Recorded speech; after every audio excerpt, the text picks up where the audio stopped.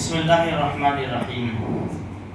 حضرت عرباض ابن ساریہ رضی اللہ تعالیٰ عنہ فرماتے ہیں کہ نبی کریم صلی اللہ علیہ وسلم نے نماز پڑھائی اور نماز پڑھانے کے بعد ہماری طرف رخ کر دیا اور پھر ایسا وعظ کیا، ایسی نصیحتیں کی جس کی وجہ سے ہمارے دل خوف زدہ ہو گئے، آنکھوں سے آنسو بہنے لگے۔ تو کسی نے کہا اے اللہ کے رسول صلی اللہ علیہ وسلم، یہ تو ایسا وعظ ہے جو رخصت ہونے والا وعظ کرتا ہے، تو پھر ہمیں کوئی نصیحت کیجیے۔ تو اللہ کے رسول نے فرمایا اللہ سے ڈرتے رہو اور بات مانو، فرما برداری کرو، اگرچہ تمہارا خلیفہ حبشی غلام ہو۔ پھر اللہ کے رسول نے فرمایا میرے بعد جو زندہ رہے گا فَسَيَرَى اخْتِلَافًا كَثِيرًا، بہت زیادہ اختلاف دیکھے گا۔ اس وقت کیا کرو؟ علیکم بسنتی، میرا طریقہ اپناؤ اور خلفائے راشدین کا طریقہ اپناؤ۔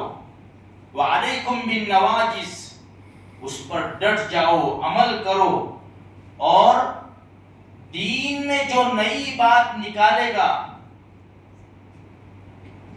اس کی پیروی نہ کرنا، وہ کھلی گمراہی اور بدعت ہے۔ دیکھو آج وہی زمانے میں جی رہے ہم لوگ۔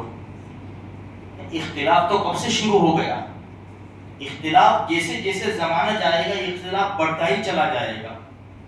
اسی لیے عوام کو سمجھ میں نہیں آتا کہ یار وہ ایسا کہہ رہے، یہ ایسا کہہ رہے، تو کوئی بات نہیں، اللہ کے رسول کی صحیح حدیث پہ آ جاؤ۔ بھئی اللہ کے رسول کا طریقہ کیا ہے، بس وہ طریقہ اپناؤ۔ بھئی قرآن کیا کہتا ہے، حدیث کیا کہتی ہے، قرآن اور حدیث اور صحابہ کرام کی زندگی کو دیکھ لو، اللہ کے رسول نے یہ بتایا ہے۔ تو میرے بھائیوں، بہت نازک زمانے میں زندگی گزار رہے ہیں۔ دیکھو پہلے تو اختلاف میں پڑھنا نہیں، ہمیں کسی قسم کی کوئی بحث و مباحثہ نہیں کرنا، اپنی عبادت میں لگ رہو۔ دیکھو ہماری عبادت بہت تھوڑی سی، نیکیاں بہت مشکل سے ہمارے پاس نیکیاں جمع ہوتی ہے، اور اگر انسان کسی کی بحث کرے گا کسی کے بارے میں تو ظاہری باتیں برا بھلا بولے گا، غیبت بھی ہوگی، چغلی بھی ہوگی، برا بھلا گالیاں بھی ہوگی، سب کچھ ہوگا۔ اس سے کیا ہوگا؟ ہماری نیکیاں برباد ہو جائیں گی۔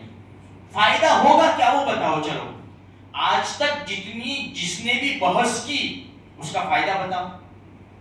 اسی لیے میرے بھائیوں، بہت نازک دور میں جی رہے ہیں، اللہ سے ہمیشہ دعا کرو اے اللہ تو نے اسلام کی ہدایت تو دی ہے، اسلام کی دولت تو نے ہمیں دی ہے، بس اسی اسلام کے اوپر موت دینا ہمیں، اور ایسے راستے پر چلا جس سے تو راضی ہو جائے، تیرا نبی راضی ہو جائے۔ بس میرے بھائیوں اللہ سے دعا کرتے رہیں گے انشاءاللہ۔ اللہ اور ہم نماز میں پڑھتے ہیں نا بھائی، اہدنا الصراط، تو ذرا دھیان سے پڑھو نماز میں۔ ہم اللہ کی پہلے تعریف کرتے ہیں الحمدللہ رب العالمین الرحمن الرحیم مالک یوم الدین ایاک نعبد و ایاک نستعین، یہ تعریف کر کے پھر اللہ سے مانگتے کیا ہے؟ اہدنا الصراط المستقیم، اللہ سیدھا راستہ دے دے۔ ہم کمپیوٹر کی طرح نہ پڑھ جائے، بلکہ اہدنا الصراط المستقیم، یہ تصور کرے، یہ احساس ہو کہ میں اللہ سے سیدھا راستہ مانگ رہا ہوں۔ اتنا تو ہمیں الحمدوں کا تو ترجمہ یاد ہے، بڑے دوسری صورتوں کا نہیں، دوسری آیتوں کا ترجمہ یاد نہیں ہے۔ اس میں دھیان جماوے، ہم جتنا دھیان کے ساتھ نماز پڑھیں گے اور اللہ سے مانگیں گے، اللہ پاک راستے کھلتا چلا جائے گا۔ اللہ مجھے آپ کو سارے مسلمانوں کو ایمان اسلام کے اوپر زندہ رکھے اور اسی پر ہمارا خاتمہ نصیب فرمائے، اور عالم اسلام کی اللہ پاک مدد فرمائے۔